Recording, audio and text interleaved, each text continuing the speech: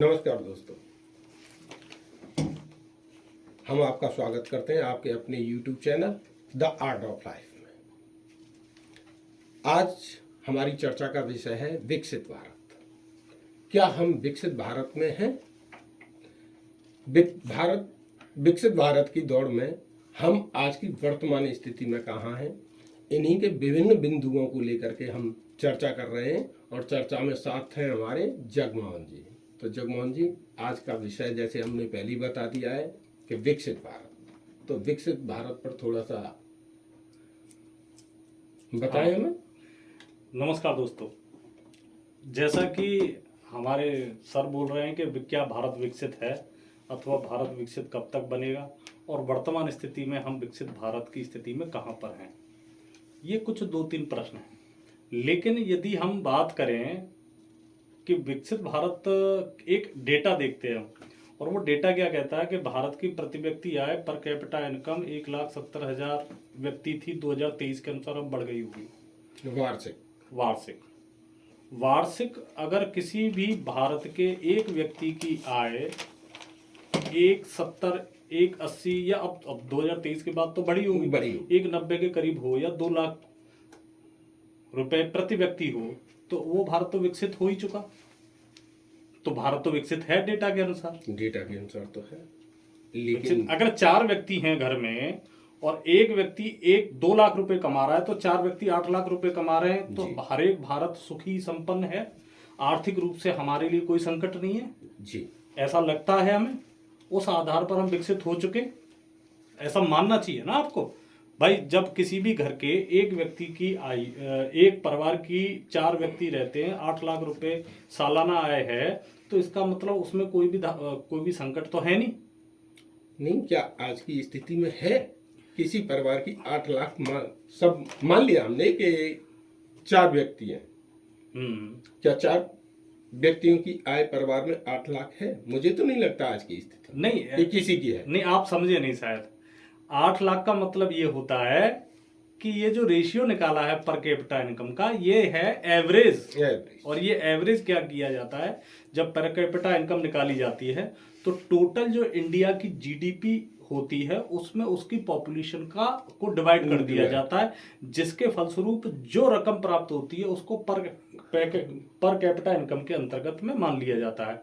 तो ये औसतन आय है, लेकिन ये इसमें कोई डेटा गलत नहीं है। हम मानते हैं कि ये भारत सरकार के द्वारा किया गया सर्वे बिल्कुल सही है, लेकिन मूल समस्या ये नहीं, हमें यही तो समझना है कि विकसित भारत तो ऑलरेडी हम बन चुके, क्योंकि हमारे पास धन की कमी नहीं है। लेकिन उस धन का जो जमाव हुआ है वो सभी भारतीयों में एक जैसा है कहां? तो फिर कहां है जमाव इसका? ये जमाव कुछ पूंजीपतियों के पास है, आप देख सकते हो, कुछ पूंजीपतियों का। अगर इसको मैं उदाहरण सहित बताने के लिए आपको 2024 की फोर्ब्स की सूची दिखा सकता हूं, आप हमारी स्क्रीन पर देख भी सकते हो। फोर्ब्स की सूची में टॉप 10 पूंजीपति घराने को देखिए आप, उनकी टोटल आय देखिए, 484 बिलियन डॉलर की उनकी कमाई है। 484 बिलियन डॉलर। और ये मेरा अपना कोई ऐसा नहीं है कि मैंने खुद ही ये इसका कोई कैलकुलेशन किया हो, ये फोर्ब्स मैगजीन जो कि इंटरनेशनल मैगजीन है उसकी रिपोर्ट है 2024 की। भारत के टॉप 10 उद्योगपति। तो कहीं ऐसा नहीं कि कुछ ज्यादा ही यहाँ जमाव हो गया है? नहीं, ये तो हो ही गया है। आप देखिए, संपत्ति का बहुत बड़ा हिस्सा, जैसे मैं एक उदाहरण देकर आपको बताता हूं कि अगर भारत में 100 रुपए हैं जी, और भारत में 100 ही आदमी रहते हैं जी, 95% रुपए जी, या 95 रुपए भारत के 1% व्यक्ति पर है, तो बाकी के 95% तो भूख से भी मरेगा, बेरोजगारी से भी मरेगा और महंगाई से भी मरेगा वो आदमी। और ये जो समस्या है, कोई भी भारत की सरकार इसको दूर नहीं कर सकती है, कोई भी भारत की सरकार इसको दूर नहीं कर सकती है। आप बताओ कैसे दूर करेंगे? नहीं तो जैसे आपने बता दिया पहले, पर कैपिटा इनकम बताई कि 2 लाख रुपए पर वार्षिक आ रही है एक मेंबर की। जब यही आंकड़े हैं सूची के तो फिर आम आदमी 85% कहाँ जाएगा? नहीं, ये तो हाँ, वहां गई आम आदमी, उसकी आय क्या है? देखो ऐसा है कि ये तो एक एवरेज है भारत की। इस एवरेज से हर एक भारतवासी को इस बात को समझ लेना चाहिए कि भारत में धन की कमी तो है नहीं, लेकिन धन का गलत बंटवारा जरूर है। संपत्ति का असमान वितरण, इसको हमें समझना होगा। संपत्ति का असमान वितरण क्या है? संपत्ति का असमान वितरण, यदि कि बहुत बड़ी पूंजी का हिस्सा यदि कुछ लोगों के हाथ में आएगा तो ज्यादातर लोग तो गरीबी में ही जिएंगे, ज्यादातर लोग तो बेरोजगार ही भटकेंगे, और जब संसाधन की कमी हो जाएगी यही सारे लोग जी अपराधीकरण की तरफ भी जाएंगे, क्योंकि पैसा आदमी पे है नहीं भाई। उन लोगों में से लूट खसूट करनी पड़ेगी, अपराधीकरण बढ़ेगा।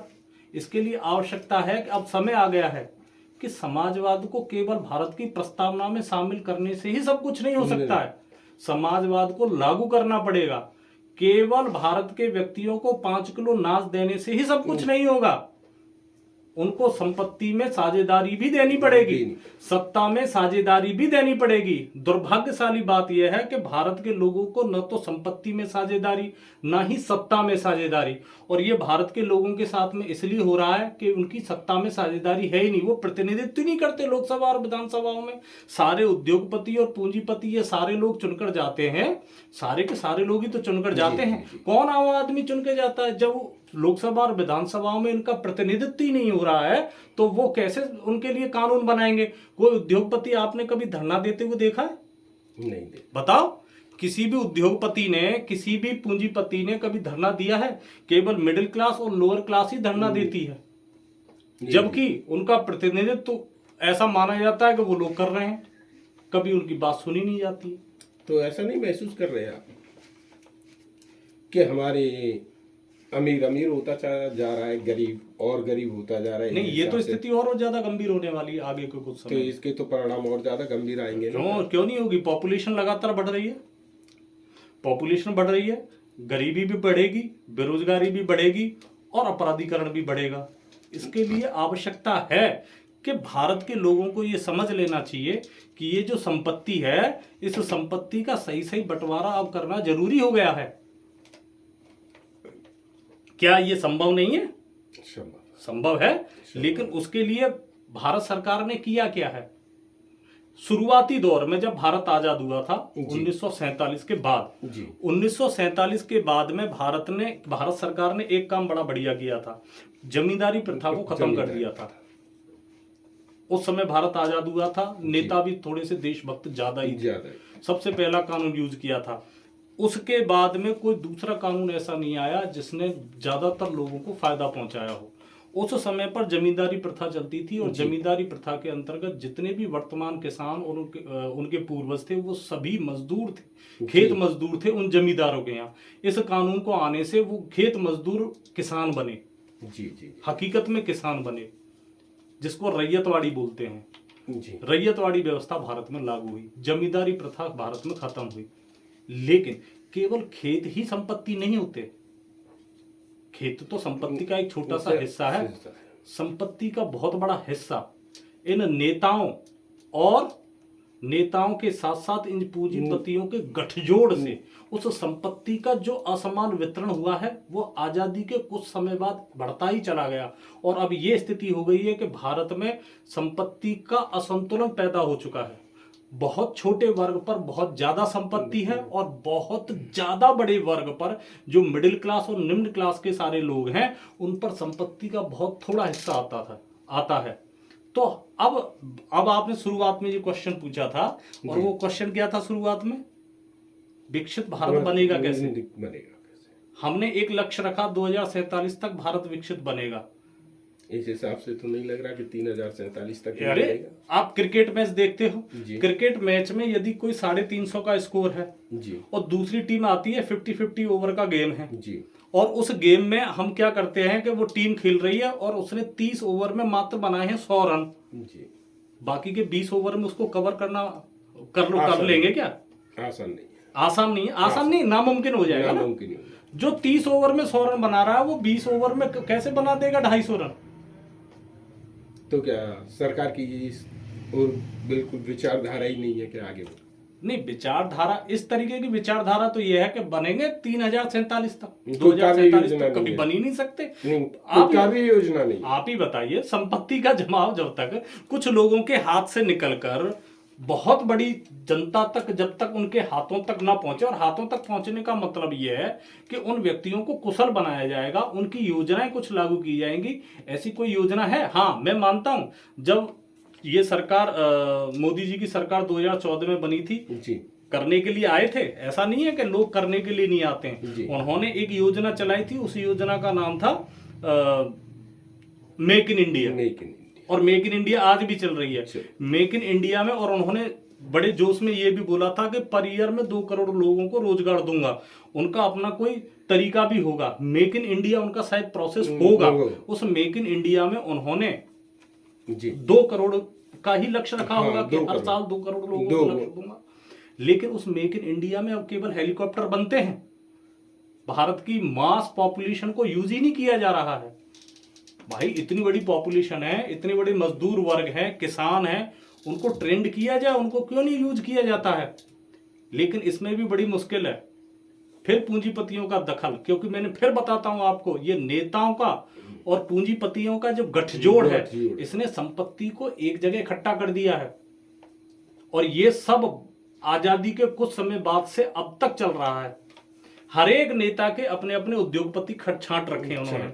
आप देख सकते हो पूरे भारत में केंद्र में बड़ी सरकार जो होती हैं, उनके अपने उद्योगपति होते हैं। राज्यों के मुख्यमंत्रियों के अलग अलग उद्योगपति छांट रखे हैं। पूरा का पूरा जबरदस्त ऐसा पैक्ट बन गया है, और मध्यम वर्ग को इसके बारे में और निम्न वर्ग को इसके बारे में पता ही नहीं है। नहीं, कहीं ऐसा नहीं है जगमोहन जी कि आपकी कहने की विचारधारा कुछ तात्पर्य कुछ इस तरफ जा रहे हैं कि भारत का 100% पैसा 10% लोगों के पास है। हाँ, और 90% 5 किलो राशन पर गुजारा करने के लिए विवश है। नहीं, ये तो देखो सीधी सी बात है। समाजवाद के तहत अब ये क्या कहते हैं कि थोड़ा सा नाच देना जरूरी है। मैं कहता हूं केवल नाच से काम नहीं चलेगा, इन लोगों को एजुकेशन की भी जरूरत है। जी, नाच तो आपने दे दिया, पेट आपने भर दिया, वो उन्हीं का पैसा था। उन्हीं का। आजादी के बाद में खनिज संसाधनों की जो जो लूट हुई है हमारे देश में, ये उद्योगपति पैसे। अब देखो, बहुत सारे लोगों को ये होता है कि नहीं, उद्योगपतियों ने तो बड़ी मेहनत करी होगी, यही तो है। नहीं, मेरा भी एक प्रश्न है यहाँ पे, लेकिन इन लोगों ने तो मेहनत से पैसा धन संग्रह किया है ना, उद्योगपतियों ने। मैं बताता हूँ, हाँ, पूंजीपतियों ने, हाँ, पूंजीपतियों ने। ये जितने भी पूंजीपति हैं, इनकी मेहनत बताता हूं मैं। इन्होंने मेहनत क्या की है? नेताओं से अपनी गठजोड़ बनाए हैं, उसकी वजह से भारत के खनिज संसाधनों को हासिल किया है। कोयला, लोहा, ये सारी चीजें थी, ये सार्वजनिक सेक्टर की भी तो हो सकती थी। प्राइवेट सेक्टर के लोगों ने इनको यूज किया। उन उद्योगपतियों की कंपनियों में मध्यम और निम्न वर्ग के लोग ही काम कर रहे हैं, चाहे वो मजदूर हो, चाहे वो सीईओ या कोई और हो। संसाधन कहाँ के? भारत सरकार के। गठजोड़ किससे? नेताओं से। मजदूरों ने वहां पर काम किया, और लाभ पूरा का पूरा किन्हीं लोगों ने लिया। लाभ पूरा, और वो बटा किन में? नेताओं में और उद्योगपतियों में। उद्योगपति में बार बार कह देता हूं, लेकिन पूंजीपतियों, उन पूंजीपतियों में और उन नेताओं में हुआ ये गठजोड़ है। और इस गठजोड़ को जब तक नहीं तोड़ा जाएगा, विकसित भारत की कल्पना बेमानी है। देखिए, जब तर्क और संवाद होता है तो कुछ न कुछ निकल के जरूर आता है। जैसा अभी आया कि एक मजदूर वर्ग मजदूरी तक ही सीमित रह गया और उससे ज्यादा कुछ नहीं मिला, और पूंजीपति और ज्यादा धन संग्रह करते हुए चले गए। तो इसे तोड़ा कैसे जाए? इसको तोड़ने के लिए बहुत ज्यादा जरूरत है कि लोगों को ही पहले ये पता पड़े। देखो, बीमारी हो, हमारे बहुत सारे लोगों को अभी ये पता ही नहीं है कि भारत में बैलेंस बिगड़ कहाँ रहा। भारत का अर्थतंत्र, भारत के लोकतंत्र पर किस तरीके से हावी हो रहा है। तो लोगों को पहले ये समझना होगा कि अर्थतंत्र है क्या। अर्थतंत्र क्या है? क्या है अर्थतंत्र? देखो, अर्थतंत्र का सीधा सा हिसाब है, पैसा जब बहुत ज्यादा एक जगह पर चला जाएगा तो सारी चीजें उसी के माकूल हो जाएंगी। जी, भाई सीधी सी बात है। इस चीज को आपको समझना होगा और हमारी भारत की जनता को भी समझना होगा। शक्ति दो प्रकार की होती है, एक तो होती है धन की संपत्ति, एक होती है सत्ता की संपत्ति। सत्ता की संपत्ति पर नेता लोग बैठे हैं और धन को एक जगह इकट्ठा करने में इन नेताओं ने इन उद्योगपतियों की, इन पूंजीपतियों की मदद की है। और ये गठजोड़ कोई ऐसे नहीं टूटने वाला है। इस गठजोड़ को तोड़ने के लिए बस जनता को थोड़ा अवेयर होना पड़ेगा, जनता को ये जानना पड़ेगा कि ये कैसे कैसे इन लोगों का गठजोड़ हुआ है। लेकिन जनता को अब तक इस गठजोड़ का एहसास क्यों नहीं हुआ? इसी के साथ हम आज यहाँ समापन करते हैं और अगले नेक्स्ट वीडियो में हम फिर मिलेंगे।